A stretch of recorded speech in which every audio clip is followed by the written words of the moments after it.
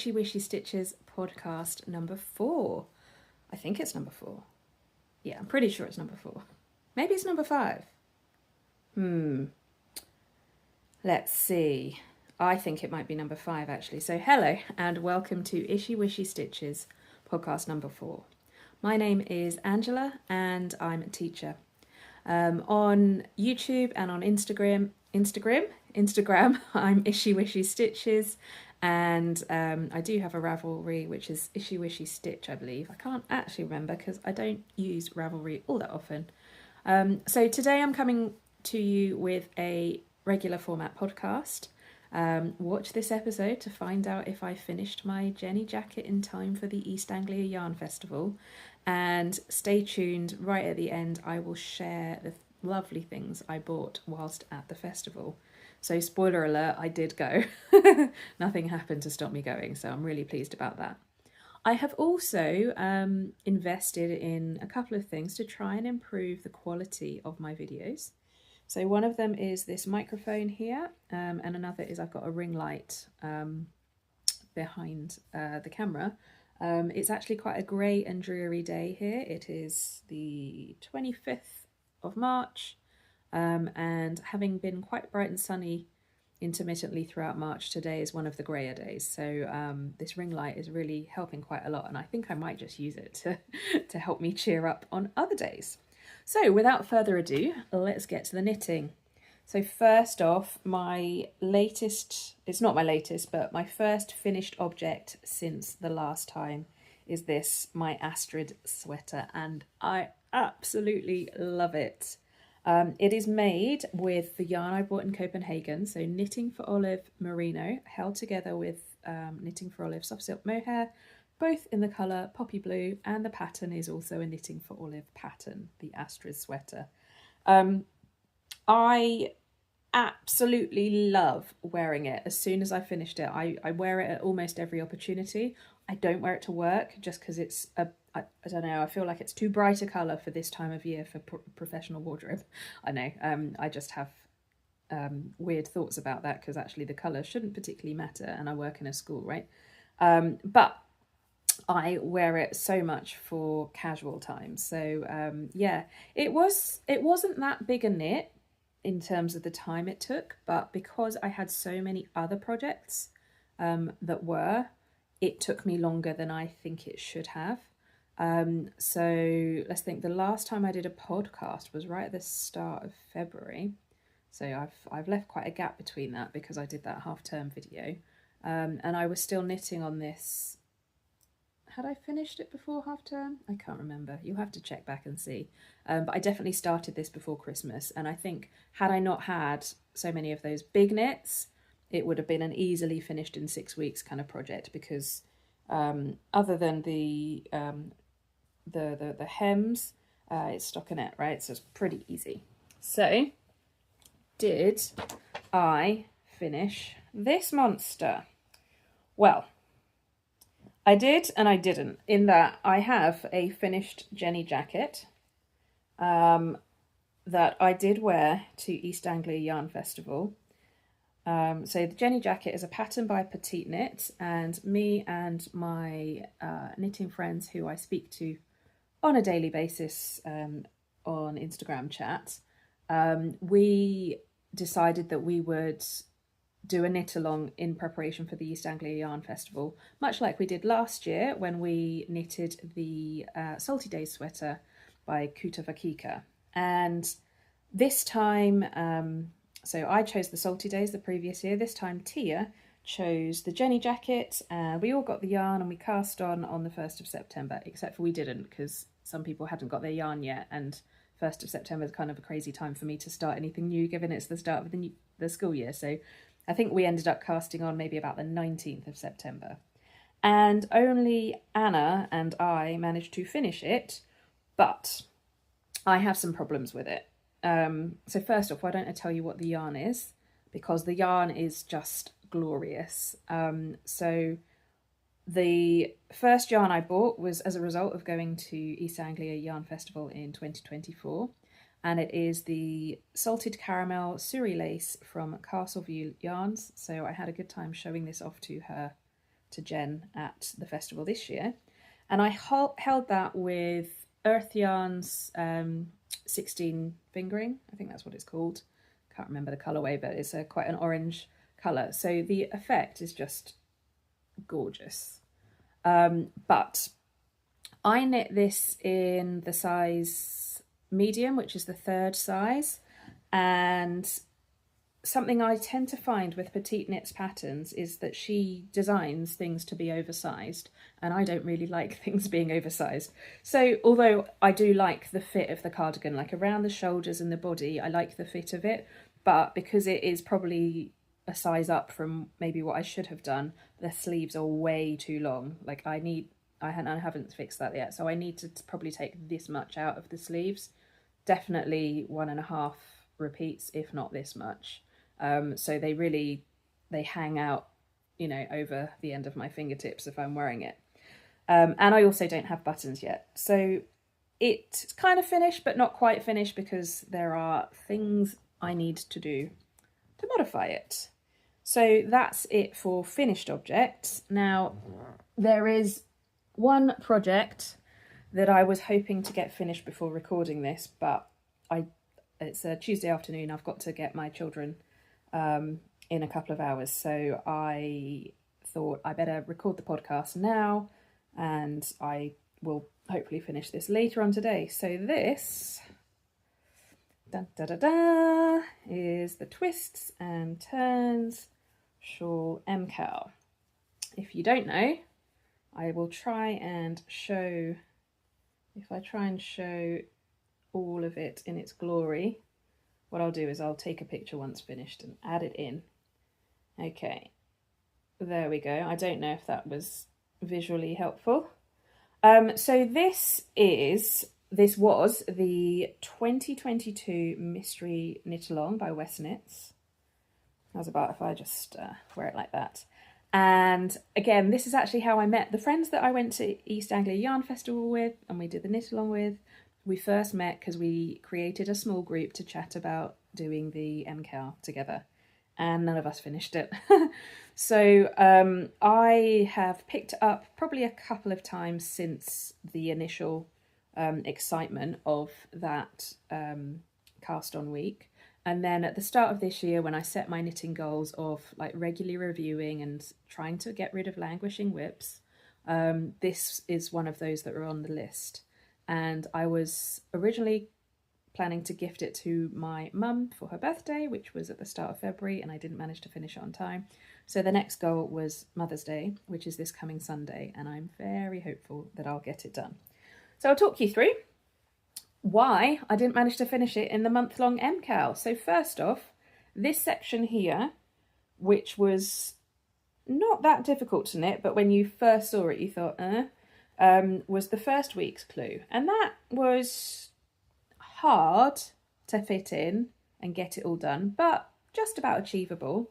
I think I was still on maternity leave on the time, but I was about to go back. Clue 2 is this wedge section. Okay, so that and these cables, which is about the same size as clue 1. And you look at it on the tutorials and so on, and you think that's probably achievable in a week. I didn't manage to do that in a week. And you have to do exactly the same thing on the other side. But instead of a lot of it being knitting, it's purling. So, where you've got garter stitch here, on this side of the pattern, you have to purl it all. So it's really slow. So clue 2 took me about 2.5 years. So clue 1 I think took me about 8 or 9 days. Clue 2 took me 2.5 years. Clue 3 is this green section here, and that again on the other side. So that was relatively quick, but it still took me took me a week of knitting. I was working on other things, and it was a very busy working week when I was working on that. But still, it did still take me a week. And then clue 4 is filling in the gaps. So this stripy section here, which was really quick, and doing the same again on the other side. So I think I started clue 4 the middle of last week, probably this time last week. No, I reckon it was Wednesday. And I finished I got probably about this far, and I just finished that bit on Saturday morning, and then I did all of the rest of the other side on Saturday and Sunday, and that all got finished on Sunday evening. And I cast this bit on yesterday, so I did something else on Monday night, but this is just the last little bit, which is really difficult to show. Let's try that. So that's the last little bit. Now in the pattern, what I'm going to do next is I pick up the last, so this green section is finished. I then go back to my main colour, which is the dark brown. I do a row of something, I haven't actually looked at the pattern, and then it's cast off. That's what's called the early cast off option. Okay, so I'm very, very close. But the alternative is to add a lot more of this kind of thing to the end of that, so it's called chevrons. I've decided not to do that just because I'm done. I'm done with this project, and I don't think those chevrons really add anything to it. Some people have done modifications to the pattern. So at the East Anglia Yarn Festival, Hannah from Creative Anarchy was wearing hers, and she had a modification, and I looked it up and I found it, and I was going to do that, but I just couldn't understand it, and it was just like, it was written in about 2 paragraphs and I couldn't visualize it. And the good thing about the Stephen West MCAL is that there's always a video tutorial, so all of this complex knitting, I've been able to see it on a tutorial. I've really struggled to follow the written instructions. So yeah, that's nearly done, and that will be gifted to my mum on Sunday, hopefully. So that is finished objects, and one that's very, very nearly finished. Although I have another one that is also very, very nearly finished, and a gift. So I might have mentioned this a few times, Sheepy Book. So for my youngest, it's her birthday coming up in the next few days. And actually my eldest likes Tracy the Racka, my youngest likes Baby Sheep, so the lamb. So I've done it in the wrong order because Tracy the Racka is very nearly finished. That's the best way of showing this. So she's got 4 legs, she's got her body, and she's got her head. That will be her head. She does have 2 ears, but I've lost the other one, or it's just in the bag. And I have started doing the horns. So Tracy the Racka has these twisted horns. Oh, there's the other ear. And so I need to stuff it, sew it all together, and then put the fleece on. So crochet the fleece on, which I don't think is that quick a job. So the finishing the horns will be quick, but the stuffing it and putting the fleece on will take some time, and the sewing it together. I always find sewing takes a lot longer than I think it will. So my afternoon, so it's 2:20 now, I have to get my children at 5, so I will finish the twists and turns, I will finish all of the bits of Tracy and then sew them all together with stuffing, and then hope to work on the fleece tonight or tomorrow. And then maybe I'll be able to crochet the baby sheep. We'll see how we go. Like I've not set in stone that I will give my youngest the baby sheep and my eldest Tracy. I might just give all of it to my youngest, and like she can have it as and when I finish it. Okay, the next whip, just because it's in the same bag as Tracy, is I have been given the great honour of doing one of the John Arbon tests for their next annual. I think I mentioned it in my half-term knitting video, which actually this is a crochet pattern, and I've not done all that much more, but that's taken really long. I think it's because of the yarn I'm using. So the yarn I'm using is like, I wouldn't say, well, yeah, it's just got a very loose spin, so it's quite easy for your crochet hook to sort of split the yarn. The other colours, so this and the orange, I think will be easier to crochet with. So once I get onto the colour work, it might be easier. But I find with the crochet with this crochet project, like I don't find crochet as easy as knit, so I have to concentrate more. So that's another reason I'm not picking it up. And then I just had so many other things that have deadlines. This also has a deadline, but it's not until I think the 17th of April, so that's during my Easter holiday. I finish school at the end of this week, so in my mind I'm like, it's only a pair of mittens. I can sit down for a day once I'm on school holiday and probably get one done, or very nearly done. So it's kind of, it's not that I'm not actively working on it, but I've put it a bit on the back burner. And I have one other test knit that I say actively working on, although I cast on and then I did a load a couple of weekends ago, and then I haven't done any since. Again, other patterns. So this is the start of the Lise top. So this is a test knit for Sophie, the Knit Pearl Girl, and it's really fun actually. It's nice to do another garment, but a stockinette garment and a summer garment. So the yarns, which probably don't show up on camera very well, are, what are they? They are Holst Garn Coast in the colour Geranium, and Isaiah, oh I can't remember what this is called, Trio? I think it's called Isaiah Trio 1 or 3, whichever one's the thin one, in the colour Strawberry. So again, reds I find do not show up on camera, but it's not a straight colour match, like it's a little bit mild. But you will never see that unless you see me in person, I think. Oh, and I've just found in here, I got these from East Anglia Yarn Festival. These are the buttons for my Jenny jacket. So let me get the Jenny. Won't they look amazing? Like with that colour? So yeah, I'm very excited about them. They are from, the company is called Ethel and Joan, and she was so helpful at the festival. She really helped, as I was wearing the Jenny jacket, she really helped me sort of match these up. And also I was trying to look for buttons for another project that I had with me, and she was really quite honest and said, actually, no, I don't think I have anything that will work.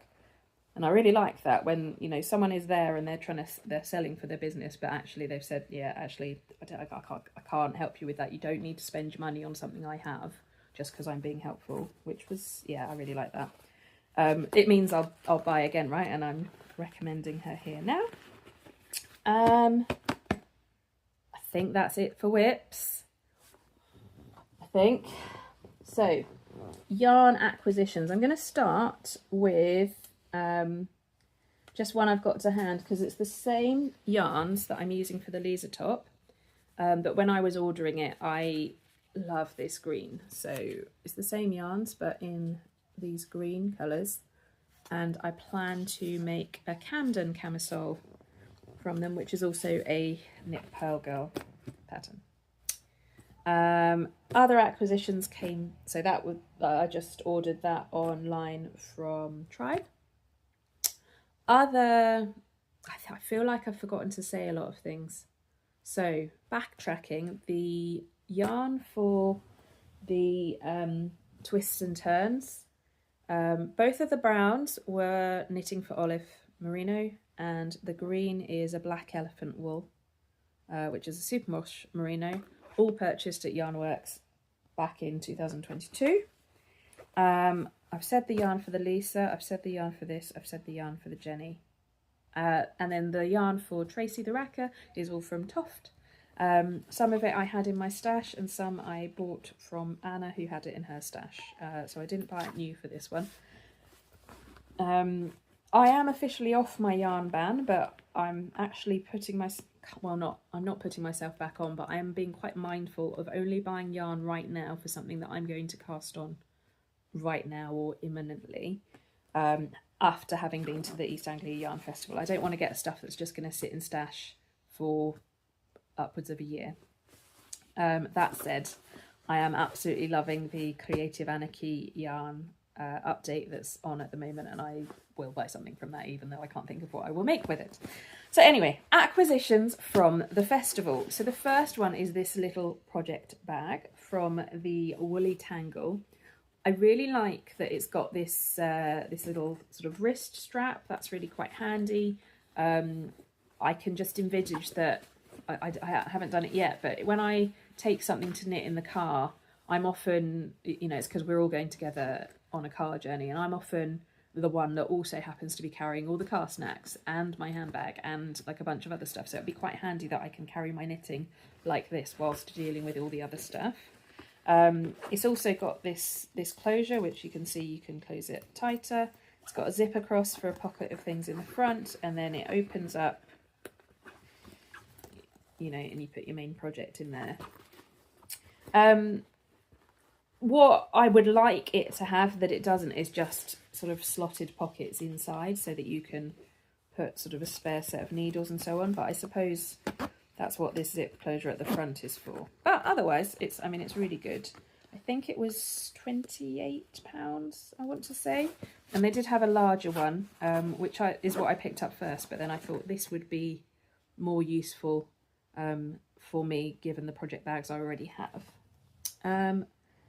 And then let's show you everything else. So this is this year's tote bag, which was the first thing I bought. I knew from last year that you can't really go to the yarn festival without having the tote bag. And I'm going to try and show you what I bought in the order I bought it. So the first one is, and my goals were, 1, to buy yarn that will go in the Magic Mould sweater. I've decided that I'm going to make it in mainly blues and oranges with the leftover yarns from things like this project, things like the Jenny jacket that you've seen many times this episode, and other scraps of yarn I have in those colours. Just to hand is this. I've got a skein and a half of this, which I think would go quite nicely in there. That's a boucle yarn from Creative Anarchy. Sorry, some people have walked past my house, so my dog is losing it. Okay, so the first thing I bought were these 2 skeins. They are DK. So these 2 skeins, they're DK, 75% merino, superwash merino, 25% nylon, and they were on sale. They were in the bargain bucket, so I got 2 of them, only £12 each, from Bellica Yarns. I believe she said she was from the Bristol sort of area, so she travelled a really long way to come all the way up to Norwich. But yeah, I just love the sort of rust colour, and I feel like that will go really well with the blues and the other browns.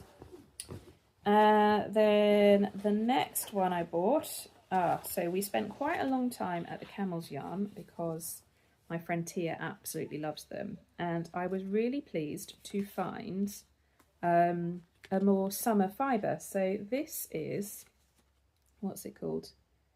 The colour is called Portent of a Storm, and the yarn is linen fingering, which is 50% baby alpaca, 25% linen, 25% silk, non-superwash, 400 metres, so fingering weight. So I've got 2 skeins of that. I feel like that will be a summer top. I just don't know which one yet. I also got from Pigment and Ply a very similar base. This one doesn't have any silk in it. This is called In the Liminal Glow. 80% superwash, super fine easy wash alpaca, 20% linen, and I feel like they could go together in something. So I got all of those, and then I was at Creative Anarchy for ages and I just couldn't decide, but I have been enjoying this colourway, which is called Calcifer, on her website, and thinking I want to make something with that. So I decided I'd buy a skein of that, and it's got the stellina in it, the sparkle in it, and I might use it in that jumper. I might just keep it to squish. So that is 75% superwash merino, 25% nylon, 5% gold stellina from Creative Anarchy Yarn. And I was done. I was under budget. I was doing really well. I was having a chat, and then I saw this, and it's quite similar to what I'm wearing, isn't it? Like when I got home, I was like, or when I was in the car on the way home, I was like, I probably didn't need to buy that for the sweater because I probably got that already in the Knitting for Olive. But this is called Boat Paint Blue, and it is, again, 75%, so it's a merino, there's a sock yarn, 75% superwash merino, 25% nylon, made hand dyed in Folkestone using acid dyes. I've actually been to this lady's shop to do a yarn dyeing course, and it was really fun and really informative. So I would definitely recommend getting yourself booked onto one of those if you haven't done one before and you live in the southeast. Yeah, so that is my yarn acquisitions. So I feel like everything I got from the festival kind of has a purpose. Like I've been putting together my knitting plans this morning, and one thing I have put on there, like I've listed about, like I've made a list of 12. One of them is a test knit I don't yet know about. I've made a list of 12 things that I kind of want to be working on until the end of June. But, you know, I've got the yarn already. There's one thing I saw at the festival which I absolutely loved. It's called Shipping Forecast. I'll try and pop a photo of it up here. The kit at the festival was just, it was just an amount of money I was not willing to pay for a t-shirt kit, but I absolutely loved it. And I keep on going onto the website and looking at it over and over again. So what I have decided, because it was not just the pattern, it was the yarn was fabulous. But what I've decided is I'm going to buy some of the yarn that I saw at the knitting shed. And the size I need to make, I think I can get away with only getting 2 skeins of the main colour from them. And then I definitely have something in stash I can use as the contrast colour, and that will still look, and I feel like it will still look good, because you don't need all of that much of the contrast colour, that buying a whole skein of it would be quite wasteful, I think. So that's my plan. So that's one of the things I'm going to buy, but I've said to myself I will buy that for myself as a Mother's Day present if I finish the Twist and Turns shawl. So I think I'm in a good place for that. So what can you expect from me over here on YouTube? So I will continue to podcast, I think, around about once a month. I'm not going to completely hold myself to that, but that seems to be about the right amount for the amount of knitting I can manage. I definitely don't want to be doing more podcasting than that, but there are some other videos I want to do. So hopefully in the next week or so, well, probably next week when I have finished school, I'm going to do a sort of a review of what my goals were for Q1 in knitting and what I actually managed. And I would also like to do a video that's plans for Q2, so from April to the end of June. And the other video I'd like to do is I'd love to do another one of those, a week in the life, well, it's not week in the life, but what I knit in a week during the school holidays. So I'll do one of those during the Easter holidays. I'm quite keen to set myself some sort of goal with that week, like how much of a sweater can I knit or something like that. But because I have those test knit deadlines, I'm not sure that's the best idea. I'm very eager to cast on that Stephen West one and play around with that. So we'll see, the mild magic sweater that is. So what about you? Like, have you managed to stick with any New Year's goals you had regarding knitting? I didn't completely stick with my yarn ban actually, because I bought that yarn for the Lise top the week before East Anglia Yarn Festival. But until that point, other than that skein of boucle yarn that you know about, if you have been a regular viewer, until that point I did really well, and I have noticed it in my bank account. Like I have noticed the lack of that spending. It hasn't just gone on other things, which is quite nice. Anyway, I hope you have enjoyed this. Let me know if the lighting and the sound has worked for you, if you have any comments about that, and hopefully I will see you in my next see you in my next one. And don't forget to hit the like button and subscribe so that you get notifications to find out about my future videos. All right, bye for now.